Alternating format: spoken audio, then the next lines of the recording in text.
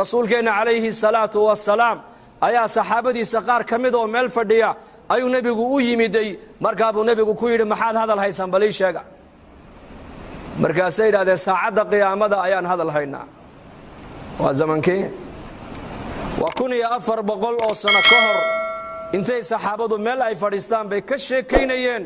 saacadda qiyaamada ee soo socota goormay dhici doontaa annaka uga xaq leh inaan maanta hadal hayna saacadda qiyaamada markaa buu nebigu ku yidhi innaha lan taquuma saacatu xataa taraw qablaha 10 aayaat saacadda qiyaamadu ma dhacaysa buu nebigu yidhi imani mayso ilaa ka hor aad aragtaan 10 calaamadood buu nebigu yidhi calayhi salaatu wasalaam 10 ka calaamadood waa calaamaatul kubra ayaa la yidhaahdaa laakiin waxaa jira ashraadu saaca wax la yidhaahdo calaamaatu suqra iyo kuwa la arkay maanta haddii la tiriyana maanta magaalo walba waa laga helayaa calaamaatu suqra laakiin nebigu saxaabada xadiiska wuxuu ugu sheegay saacadda qiyaamadu inaynan dhici doonin ilaa aad aragtaan ama adduunyada dusheeda lagu arko 10 calaamadood buu nebigu inuu yidhi calayhi salaatu wasalaam fadakara addukhaan والدجال ودابة ونزول عيسى بن مريم وطلوع الشمس من مغربها وخروج يأجوج ومأجوج وثلاثة خسوف خسف في المشرق وخسف في المغرب وخسف في جزيرة العرب وآخر ذلك نار تخرج من قعر عدن تحشر الناس إلى محشرهم بالنبي يري عليه الصلاة والسلام وحو رسول كأنه يري ساعد قيامته ما دعي دونتو إلى الله أركض 10 علامات markaa buu nebigu sheegay qiiq samada ka imanaya buu nebigu sheegay kama fi nas alquran fartaqib yawma ta'ti as-samaa'u bidukhanin mubin yakhsha an-nas hadha 'adabun alim waxa nebigu sheegay qiiq samada ka imanaya buu nebigu sheegay waxa kaloo nebigu sheegay dajjal buu nebigu sheegay calayhi salaatu wassalaam oo adduunyada buqcad kuma taalo illa dajjal uu maraya dadkana wuxuu ka dhaadhicinayaa inuu yahay rabbigii isagu dadka abuuray inuu yahay buu ka dhaadhicinayaa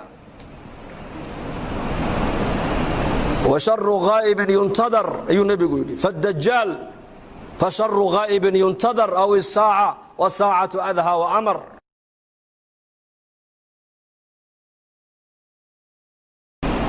dajjaal buu nebigu sheegay inuu imanaya aakhir zamaanka maanta zamankan maanta ka warrama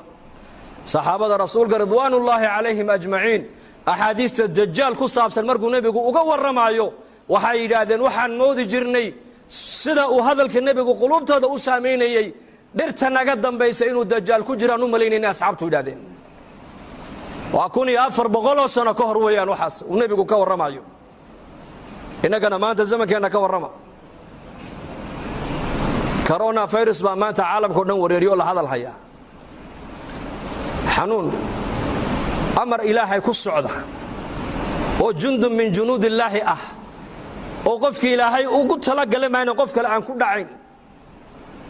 ayaa caalamka oo dhan labadii isku timaada maanta ay ka sheekaysanaysaa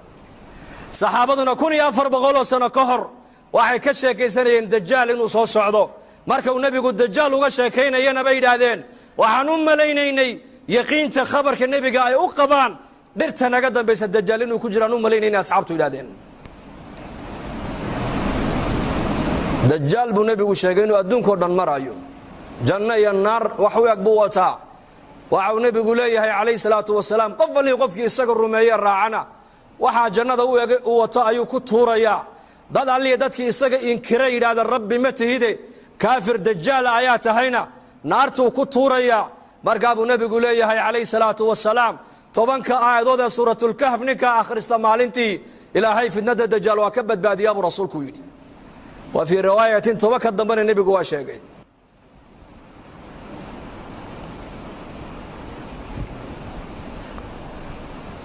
waxaa kaloo nebigeenu sheegay calayhi salaatu wasalaam dajaal inuu adduunkao dhan uu saamayn oo uu galayaa makiya madiina ma galaya buu rasuulku yidhi وفي رواية حديث وحي شيء سأفر ملوت دجال مقلايو جبل الطور بورتي نبي موسى عليه السلام لوغو وحيودي إلهي نبي موسى وكل مناجود مقلا يد الدجال مكة مقلايو مدينة مقلايو قدسنا مقلايو أبو رسولك المسجد الأقصى الدجال مقلايو لكن شريرين دتك الشركة بدل منافقين تا مكية مدينة دحدة كله من يكونول ayakaa dajaal bannaanka ugu baxaya buu rasuulku yidhi. calaamadda saddexaad buu nebigu yidhi waa daabad dhulka ka soo baxaysa. buurta safa la yidhaha ina safa walmarwa sakhradaabay ka soo baxaysaa, iyaduna adduunyadoo dhan bay maraysaa. qof kastoo adduunyada ku yaallabay yuu nebigu yidhi waa ishaabadayn, waxa qof walba uu yahayna way ku qormi doontaa buu rasuulku yidhi. muuminka muumin bay ku shaabadayn, kaafirkana kaafir bay ku shaabadayn. waxaa kaluu nebigu sheegay inuu imanayo nebi ciise calayhi salaam, yanzil calaykum ibnu maryam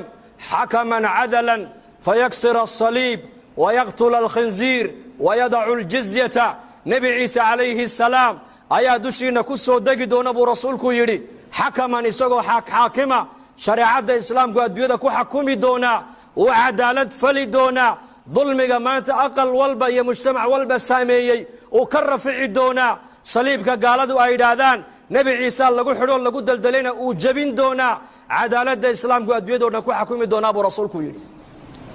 waxaa kaluu nebigu sheegay yaajuuja wamaajuuj in iyakana la furi doono buu rasuulku yidhi. waa laba ummadood oo ku abtirsada, yaafith binu nuux bay ku abtirsanayaan. ummaddiiba waa 400,000. mid iyaka ka mida ma dhinta baa la yidhi ilaa uu arko 1,000 wiilo isagu uu dhalay oo qaan gaadho dagaalka galay mooyaane. ummaddaani adduunyada waa lagu soo furi doonaa, xataa idaa futixat yaajuuju wamaajuuj wahum min kulli xadabin yansiluun. waa ka qur-aanka ilaahay noogu sheegay.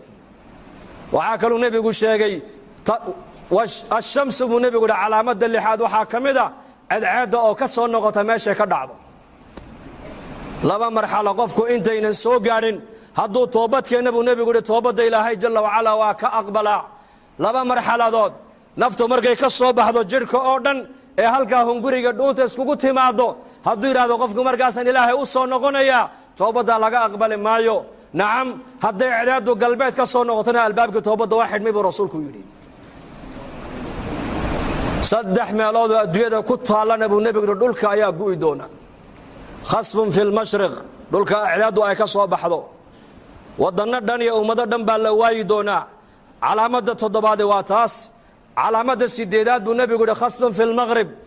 galbeedka adduunyadana waddanno dhan iyo ummado dhan baa dhulku la gu'i doonaa.